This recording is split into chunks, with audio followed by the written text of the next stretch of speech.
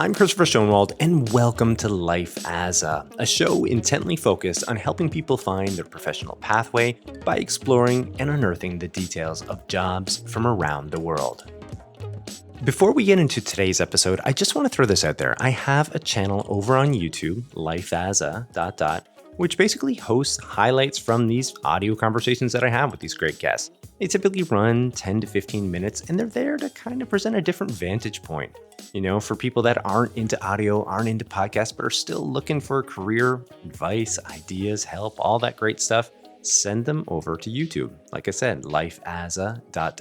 And if you do get over there, I would love that like or subscribe. I mean, it's the best way to let that algorithm know that the content is worth sharing and should be out there.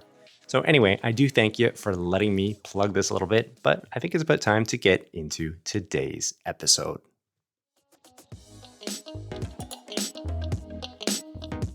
There are certain jobs that I'd venture to say evoke a level of respect from all. Being a firefighter is most definitely one of those professions which sits in this bucket. I mean, the reasons are obvious. The nature of this work is built upon serving others, more specifically, communities, lives, and property. Also, the sacrifice it demands as far as time, commitment, and well-being, all of this contributes to this line of work being a critical cog in any functioning society. Well, on today's episode, we're going to dive into it all with a fantastic guest who has dedicated over 26 years of his life to the job. We get into his insights on the work, a day in the life, rewards, challenges, plus this harrowing story you're not going to want to miss. And the capper to it all is some direct advice to those considering becoming an actual firefighter. It's a great episode that I'm excited to share, so stick around. All right, well, let me more formally introduce today's guest to you, and we can get started.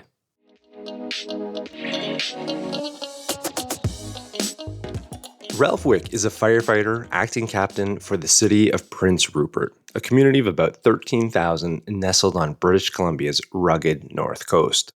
His career began 26 years ago as a volunteer firefighter in Terrace, British Columbia, Canada. It was during that time in which he discovered a passion for community service and helping others in times of need. Now, a strong desire to turn this passion into a career led him to attend the Alberta Fire Training School at Lakeland College in 2001, which further led him to explore career opportunities within firefighting. Now, in 2003, Ralph was offered an opportunity to serve his hometown of Prince Rupert as a career firefighter. Since then, he's attended to more than 4,000 emergency incidents and has continued his professional growth by completing a bachelor's degree in emergency services management. Unfortunately, a workplace injury cut his firefighting career short, but as he learned 26 years ago, opportunities can arise when you least expect them. Ralph's currently plotting out his next steps.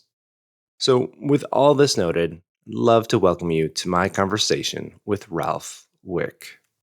Yeah, so welcome to the program. How are you doing today, Ralph? I'm doing really good. Thank you. And thank you for having me on. Absolutely. I mean, you know, your work and what you're all about is something that I think a lot of people have a fascination with. And I think a lot of people have a sense of what it's all about. But the truth is probably so many more layers to it, and quite keen to explore all of that with you today. So with that in mind, I do have this first segment lined up. And here I just read off a definition of something related to, your work. And surprise, surprise, I did go with firefighting. So let me just read this definition off, and then maybe you could share your thoughts. Firefighting is a profession aimed at controlling and extinguishing fire. A person who engages in firefighting is known as a firefighter or fireman. Firefighters typically undergo a high degree of technical training. This involves structural firefighting and wildland firefighting. Specialized training includes aircraft firefighting, shipboard firefighting, aerial firefighting, maritime firefighting, and proximity firefighting.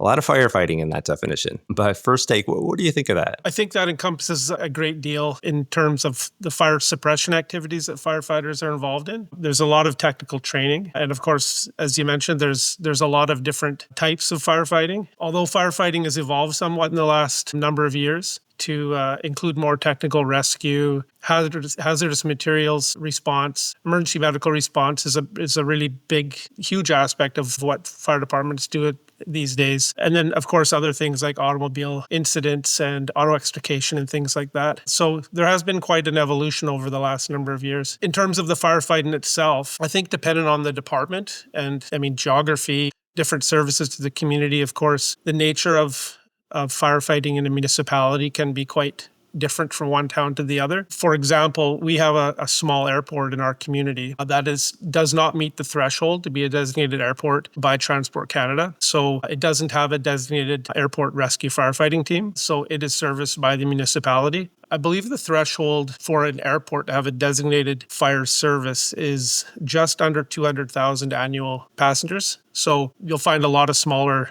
airports, at least in Canada, will be serviced by a municipal department. Also, on that same vein of thought, like wildland firefighting, for example, is more of a responsibility of the provincial government and their wildland fire response teams. However, there is an overlap to a certain degree where municipal fire departments will get involved when there's the risk of an interface fire, where a wildland fire starts to threaten communities and homes. There is a necessary training and a certain level of competency that many municipal firefighters have to have as well. But also with that, in our community, I live in a temperate rainforest up on the north coast of Canada.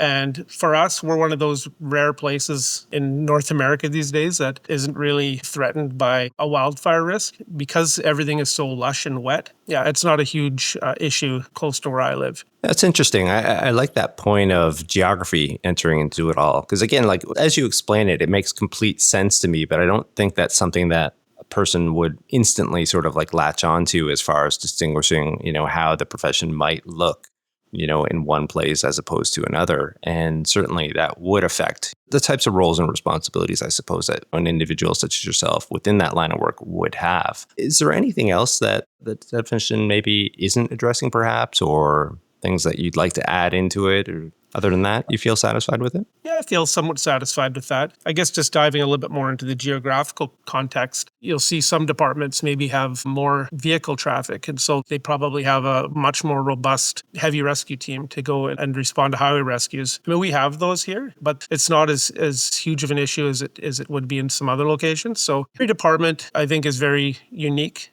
and distinct with the issues that they have to deal with. And again, what maybe is just a common occurrence and how a department may have to prepare or be ready provide a service to a certain segment of the population or to a certain industry, for example. Yeah. Okay. Well, thanks for sharing that. Maybe we could dive a little bit deeper into all of this in this next segment, A Day in the Life. And I do understand that, at this moment, you unfortunately did have your career kind of cut short, and we're going to get into that later. But before doing so, when you first started or, midway through your career, what did a typical day look like for you? It's probably an impossible question because just the nature of your work probably just varied day to day. But in the broadest sense, maybe you could shed some insight for us on this.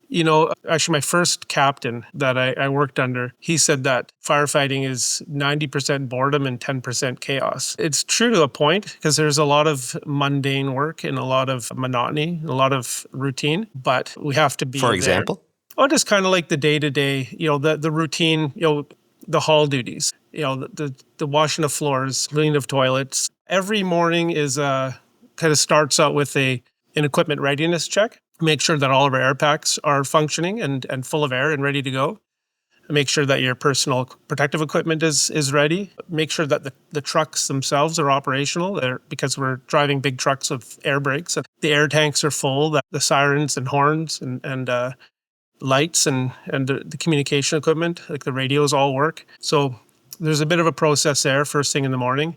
And then after that, we would typically get into a workout to try to maintain our physical health. And then throughout the day, depending on how the day went, respond to incidents as they emerged, but also lots of practical and theoretical training for the various different types of incidents that we may respond to, just to keep us in a state of readiness and to keep our competency level high. And then, of course, the fire hall is really, it's a home away from home. So we would typically have lunches and dinners together most of the time. And the hall that I worked out of is right across from a grocery store. So quick, easy run over to get supplies for to make a meal in between all of that, and then try to get you know try to get a lot of the team building happens in the course of training, the things around the hall. But every so often we try to do something that was fun and just spending some time together, doing something that's enjoyable to just kind of build a strong team. Okay. Once a call comes in, then it's all hands on deck, I suppose, and,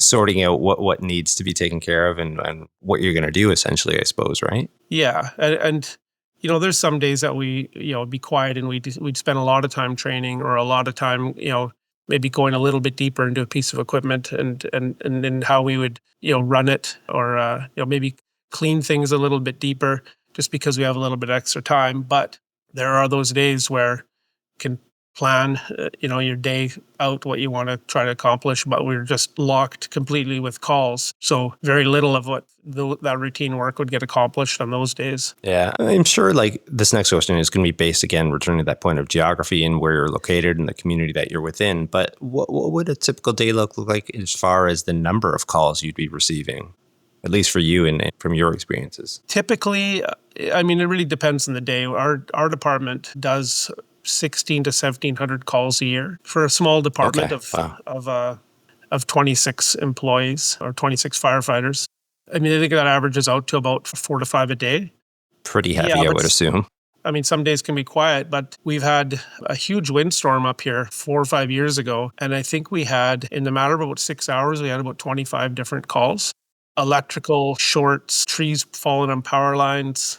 We had big chunks of cladding that were coming off of buildings that we had to kind of help secure a perimeter for, just to try to keep the public safe until it was dealt with, especially when there's certain circumstances like that maybe affect the whole community, weather-related events.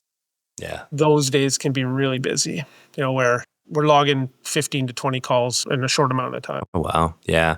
And as well, I guess, that kind of ties into maybe the seasonal aspect of the work too. If we're talking weather, probably there's going to be certain seasons that are going to be a little bit more dicey than others, which would then, create a bit of an uptick perhaps, or, maybe the types of calls that are coming in during one season are going to be very different than the others. Well, you think of the big heavy winds that we get or the heavy rains that we get up on the North Coast. Plus in the summertime, we have more vehicle traffic. In the wintertime, we have worse driving conditions. The likelihood of, say, a motor vehicle incident is greater when the conditions are worse. I had a paramedic on Life As a few months ago. He was located just, I think, within Toronto or just north of Toronto. The summer months in particular are when things would get crazy because a lot of people are on the roads and they're heading up to cottages or they're on their vacations. And every single year, that was their time. That would be the most hectic and sort of crazy for them. So yeah, I would assume as well for somebody such as yourself in your line of work that would be an issue also. I do want to kind of move on, though, to another segment here, a pathways one. And I understand that you originally got into this through volunteer firefighting. And I suspect that that's probably a pathway for a lot of people who entered into the line of work that you're involved in. But also, too, I understand from my research that your entry into it all came in a bit of an unexpected manner. And I was hoping maybe you could, share this with listeners a little bit, this backstory. Yeah, it was quite an interesting chain of events. I grew up working in my family's business, and I was kind of groomed to take it over as my parents moved into retirement. And what they had was a number of gas stations, convenience stores, just retail. But early in my 20s, unexpectedly, there was just a change in circumstances. So the family sold all that off. So I found myself a little bit caught by surprise and unprepared for what I was going to do for the rest of my life. So yeah, I went into a couple of different occupations. I drove for Pepsi Cola for a little while and worked in the warehouse. I worked at an aluminum smelter for a little while.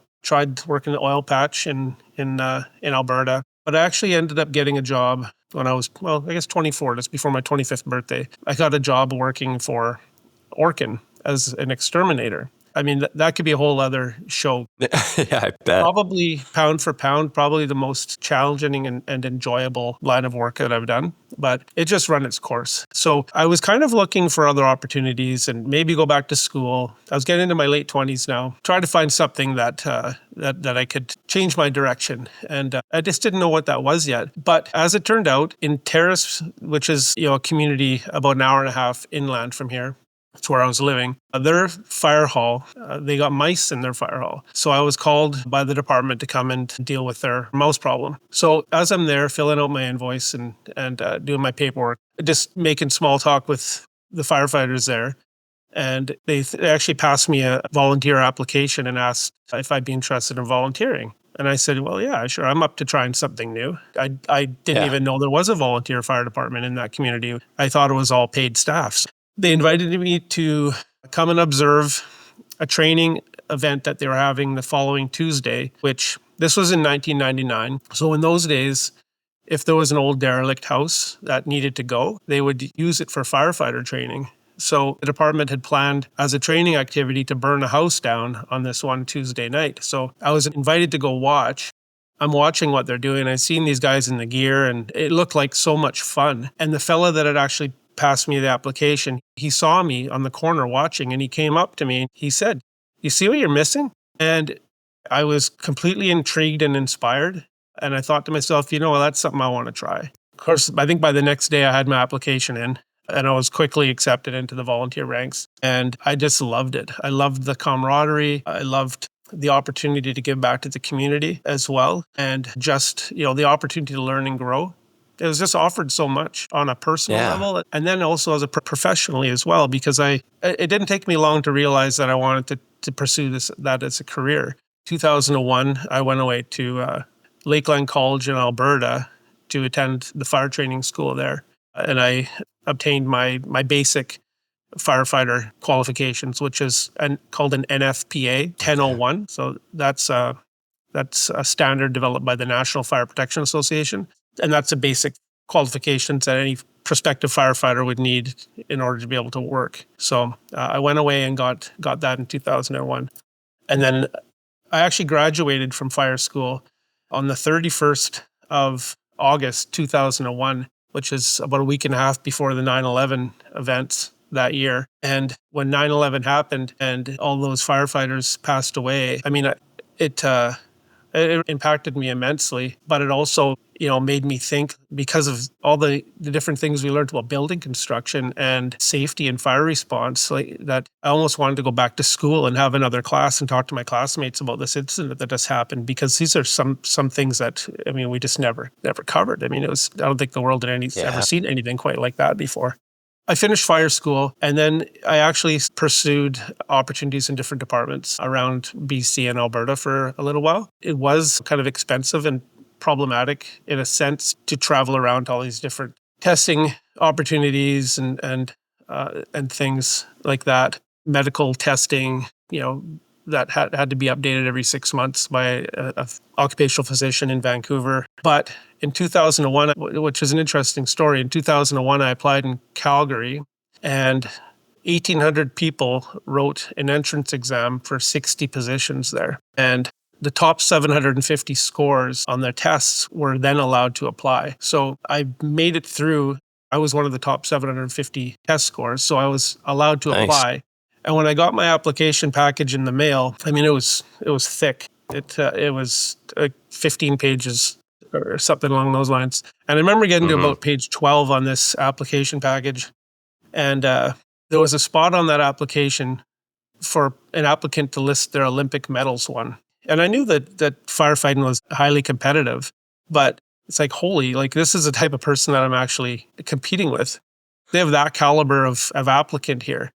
And it just showed me how competitive the whole process was in a lot of these particularly larger centers and the more desirable places that people want to try to get to, which then made me think of putting my efforts more back into smaller communities. And it just so happened my opportunity in the fire service came back in my hometown. So I ended up moving back after I'd been away for 14 years, but I came back in 2003 for my opportunity in Prince Rupert. Yeah, there you go. A bit of a full circle moment, I would suppose, for you at that point. Easy to reflect on all that you sort of learned and accomplished in that time, and then returning to your community to serve in that sense. Well, one other thing that stood out to me is that, your introduction to it, I suppose, like in this really intimate manner, witnessing a fire itself, obviously being in a training moment, but all the same, it must have been like intoxicating for you to see that and to see like these people that maybe at some point were going to become like colleagues or whatnot, like going at this and really making a difference. And you could see how you might be able to fit in. That must have been, quite the moment for you to, obviously it certainly was to pull you into the profession itself, but it's Yeah, it interesting. was fantastic. That department at that point, it became like a small family and was the best thing I ever did. Was Yeah. And that's where, we talked about this being unexpected. It really taught me to don't be afraid of trying anything because you just never know what's around the next corner. And so even my job as an exterminator doing pest control led me to this fantastic opportunity. It's like on this program, I probably sound like a broken record at this point when I'm referring to career pathways. But a lot of people do assume that they're these straight linear lines, that people have an idea of what they want to do in their youth and they just follow that line and eventually they become whatever that goal was. And the truth of it, at least on this program and from people that I've spoken to, like that is rarely the case. Probably like 98% of the time, it's a story represented much like yours. People sort of like fall into these opportunities. They go into things with an open mind. They explore, they find out what they like, find out what they don't like, and new opportunities sort of arise from that. And it sounds like your story, like I said, fits perfectly into that sort of look at it all. I think that's empowering as well for people. Like, you don't have to have it all figured out. You don't have to have this master plan in your youth. As long as you do keep that open mind, you can kind of find new opportunities as you go. Yeah, I really like that. Maybe we could step into yet another segment here, Q&A Discovery. And here I want to go about things in a bit of a playful manner. I have some, well, I guess, specialities within your field, and I was hoping maybe for some rapid fire takes on them. We don't have to go too deep into each of them, but maybe you could just share your thoughts, opinions, ideas, feelings on some of these specialities. The first one, fire apparatus driver or operator. First thoughts on that? What do you think of that? I mean, in our department, an apparatus driver is a job you graduate into. It's a bit of an earned opportunity. Being a pump operator it's very technical. It's a lot of fun. It requires you to know your equipment and your truck, your piece of apparatus very, very well, and to train and practice on it a lot. When we think of other things like aerial apparatus, I mean, you need to understand that an operator needs to understand ladder placement very well. Because if you're going to use that ladder on an incident, that truck needs to be positioned properly. And then, of course, with other pieces of apparatus, you have heavy rescue. You need to be able to drive in all sorts of conditions safely. I mean, first and foremost, you need to get yourself and your crews to the scene safely. And you also want to get there, of course, to help the people that are in need at that point. But then, of course, another aspect of driving in the fire service is emergency medical. Some departments have ambulances as well. So you could need multiple licenses to drive the larger trucks, or to be able to transport patients requires a completely different license as well. So there's licensing and knowledge training and understanding intricacies of the piece of apparatus that you're going to operate. Hazardous materials technician.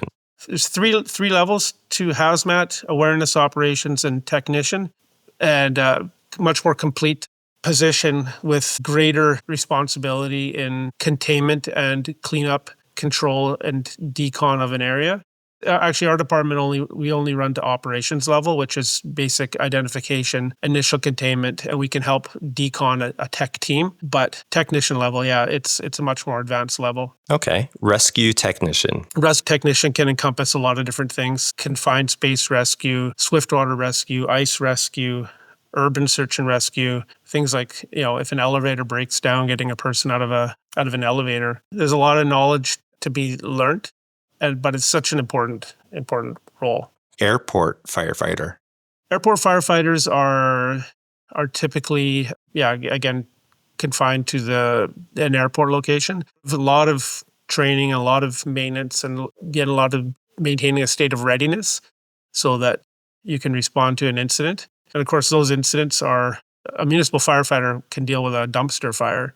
And I'm sure airport firefighters probably deal with something smaller on occasion as well, but they're getting prepared for something much larger scale. With an airplane, right, you have potentially hundreds of people, fuel, extreme heat, difficult conditions, just a lot involved with that. Okay. And the last one here, wildland firefighter. Multi-provincial responsibility. Municipal fire departments can get involved with that in terms of interface fires and when a wildland fire does threaten community or structures within it. Yeah. All right. Well, I think that sort of like paints this picture of the wide range of different specialities within the field. And I think, again, this returns to this point of people have this surface level understanding of what a fireman is involved in. But I think there's so much more to it. And I think that your insights there speak to those points. This other question here, outside of the typical roles and responsibilities which we've covered to this point, what are some other rewards or challenges of the line of work? You mentioned something already. Camaraderie would seem to be a big thing that would fall on the side of obviously a big reward. But is there anything else that stands out to you? Yeah, definitely camaraderie. That's a big aspect of the fire service. I think one of the challenges, of course, it is some of the difficult situations that a person has to deal with in their career. One will deal with tragedy in some way, shape, or form. However, I've always felt happy, or a feeling of gratitude is what I'm trying to say. I've felt gratitude to be able to be there to help people in their time of need. And I think I've been able to look at it that way, which has probably helped me get through a lot of things. We don't create the situations that we find, that we end up responding to, but we're presented with an opportunity to try to mitigate an incident or to try to, save someone's life or save their property, which that in itself, just to be able to give that person a chance or try to save their home, I have a feeling of gratitude and appreciation for that. I guess another challenge too is a lack of sleep and sleep deprivation at times. And of course, a person doesn't need to answer their pager or answer the phone after hours, but most guys do because they're dedicated to the profession. So there's a lot of calls at 3:00 in the morning, to get out of bed unexpectedly and rush to a scene of an incident to help out.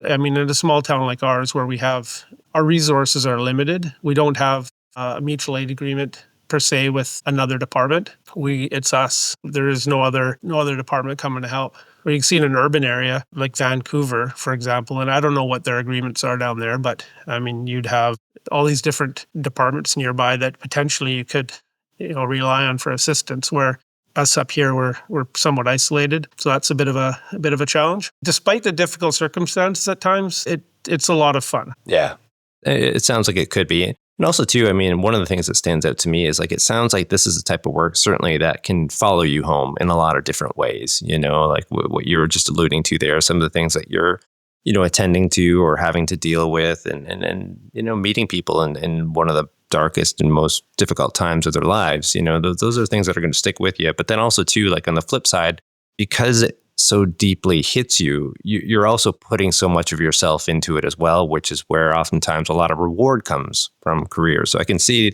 both sides of it. Certainly a lot of challenge in that respect, but then also too, you can find different ways of finding meaning in your work, which can deliver a lot as far as contentment, I'm guessing. Yeah. It's there's a lot of reasons to be grateful for, if anybody has an opportunity to have a career like this, or, even if it's not a career, if it's there's a lot of volunteer firefighters across the country, across the world, really. But yeah, it's a proud, valued, and very much needed line of work or activity. I do have one last question in this segment here, and this one's returning to you on more of a personal front. Now, I do understand that, unfortunately, your career itself is cut short due to a workplace injury, and I was wondering whether or not you wanted to share some of the details as far as that, and then also to speaking broadly to this point of as somebody who's young or is considering this line of work, is that something that they should be considering as a possible outcome of sinking themselves into this?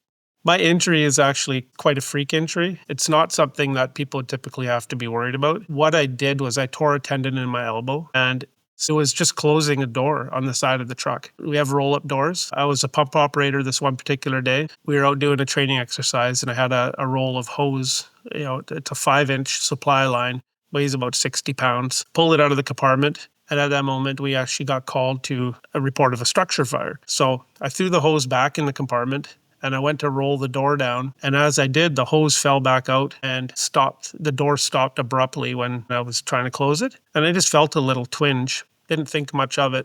But then I finished closing everything up, got in the truck, used my left hand, because it's my left hand, to reach up and grab the door. And my elbow just burned. I thought that I'd be off for a week or two. 2 years of physio later, and I never had surgery, but multiple surgeon visits and lots of shots of cortisone, the determination was made that I can't do my firefighting work anymore. That must have been Uh, devastating. that's difficult. But I'm also 55 now. I've had my time too. I think it's, I think the world's telling me it's time to move on to something else. For me, I have a difficult time twisting and articulating. So doing things like holding, hydraulic tools known as the jaws of life on an automobile incident, I'm going to have trouble doing that because I have to hold that heavy piece of equipment up and twist it and work it, right? Being up 70 feet up a ladder and pulling somebody out of a window or off a roof, if I can't grip and hold properly, it's going to be unsafe for myself and the people that I have to work with and the public. Yeah, we're just in the process of figuring out my next steps now. I see. I mean, if, for example, if you were inclined to try to find a way of staying within the profession, are there avenues that you could explore? I mean, the ways you were just describing right there, obviously, like, it makes sense for you to not be doing what you'd previously been doing. But are there different things that you potentially could shift into? Or is it kind of like you have to be completely physically fit to be able to do this? As a frontline firefighter, yeah, I'm done. There is not a role in my department for me. However, I mean, I do have, 26 years of experience in emergency services, and I do have a degree of a Bachelor of Applied Business in Emergency Services. So I should be able to use my background to transform into a different role, perhaps a leadership role,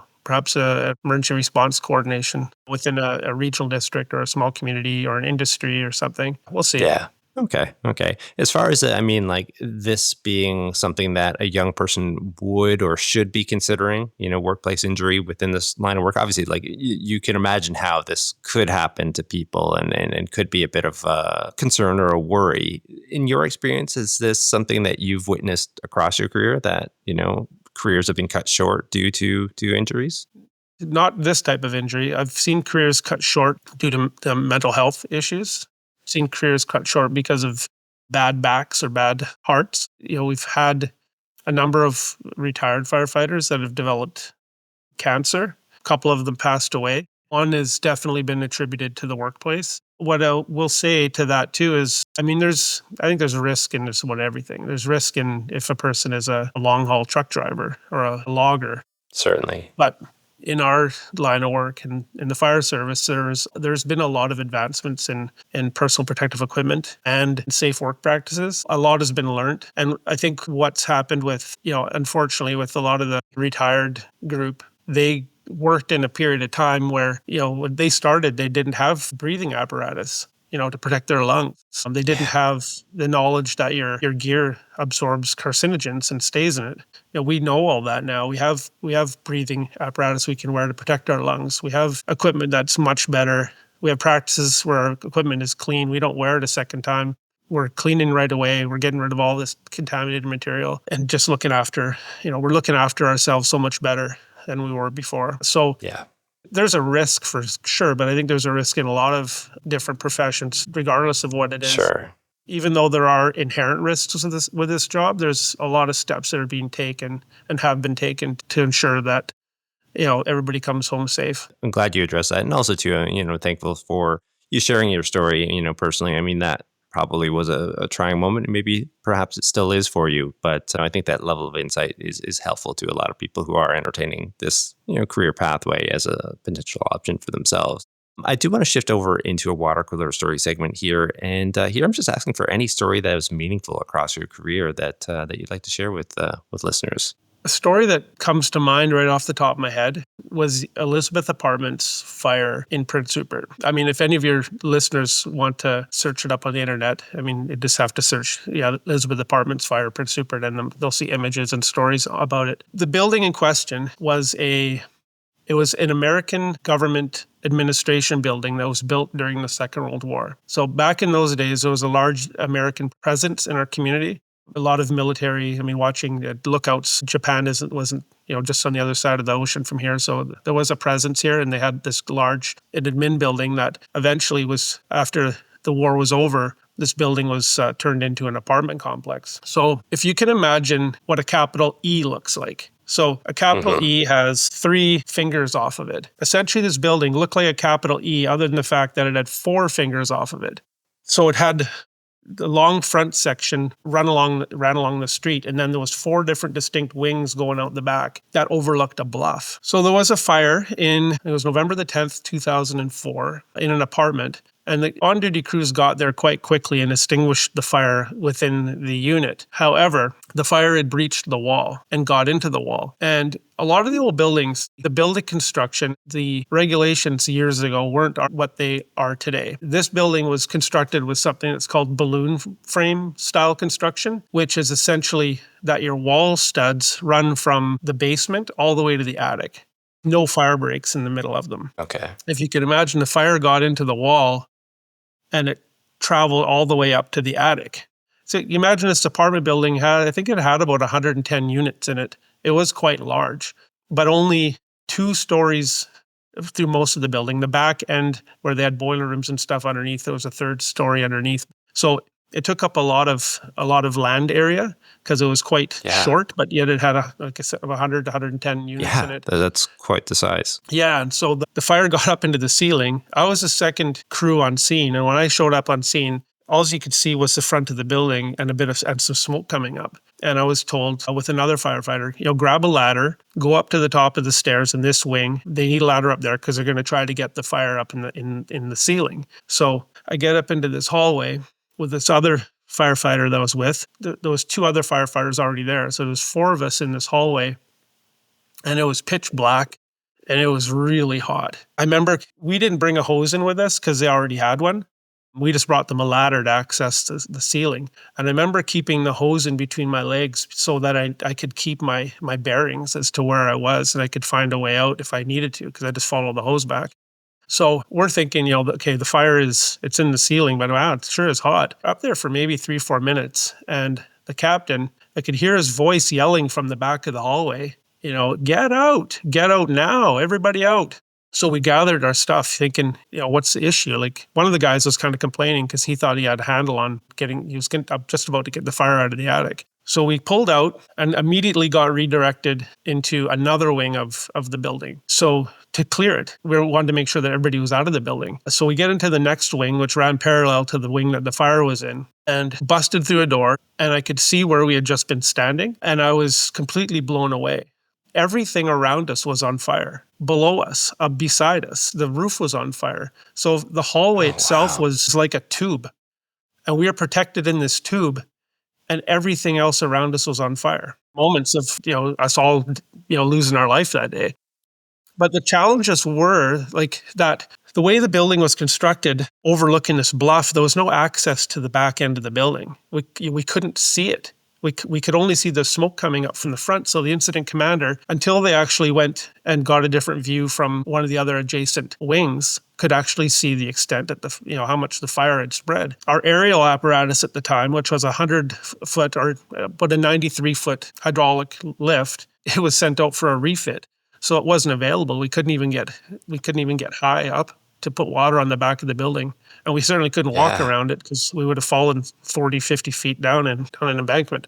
So quite an incident. We tried to get on the roof there's something that's called, you run a trench through a roof. If you have a fire on a flat roof, you can cut a trench in it that's a couple feet wide. And essentially that acts as a fire break. The fire will lap up through the hole. It'll stop it from spreading. But it spread so quickly. We had guys on the roof, and as they stepped on the roof actually fell about 8 inches. So we were just chasing fire that day. What started actually as a relatively small incident in an apartment, just because of the nature of the building construction, just got away on us.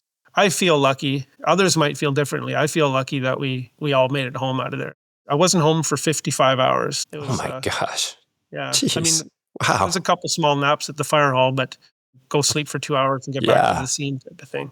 Yeah. It stands out to me as like, we've been having this conversation for a while now, and like we can go over like different bullet points of the ideas of what being a firefighter is all about and whatnot. And you read up on this or you hear about it.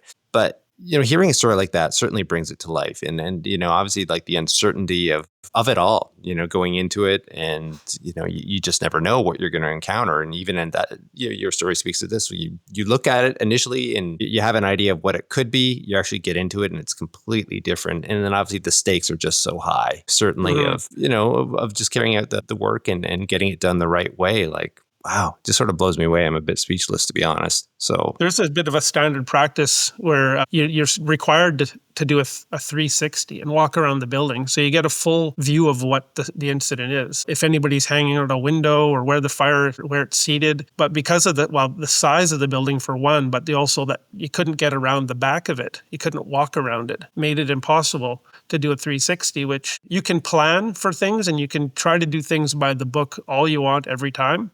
But sometimes circumstances prevent themselves that make you have to adjust to the situation as you find it.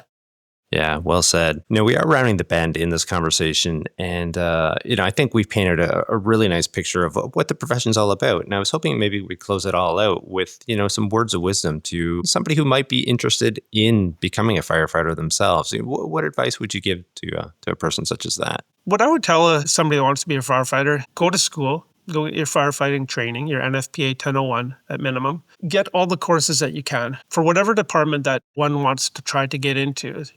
Find out, research a department. Paramedics, try to get your paramedic certification. If they're running emergency medical responders, which is a different level, get that level of training. And then get as much experience as you can. Volunteer, create good relationships, and just push forward. Try to keep yourself in the best shape that you can, because there's a large physical component, not just to the job, but to the physical testing for the job. Make yourself stand out. And if you can show up at a competition and shine and stand out compared to a lot of other people, then you'll have an opportunity. I guess something else that I would also suggest to people is to keep an open mind as to where you want to end up.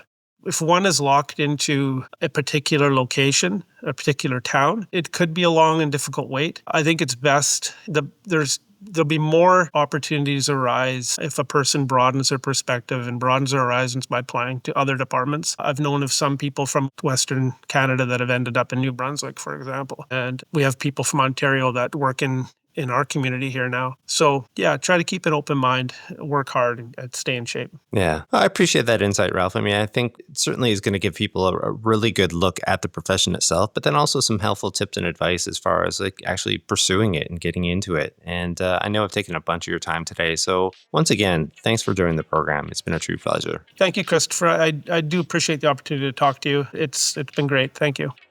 Now, for those interested in learning more about Ralph and his work, you can do so via LinkedIn. I will have a link in the show notes to his profile, so you can go check that out. And hey, if you like today's show, please be sure to tell a friend and share. To show further support, you can always rate, review, and subscribe wherever you access your podcasts. And lastly, as I mentioned off the top, I do have that YouTube channel. And if you do make it over there, would love a like, a comment, or a subscribe. It would truly, truly help. And finally, don't forget to join us on the next episode of Life as a...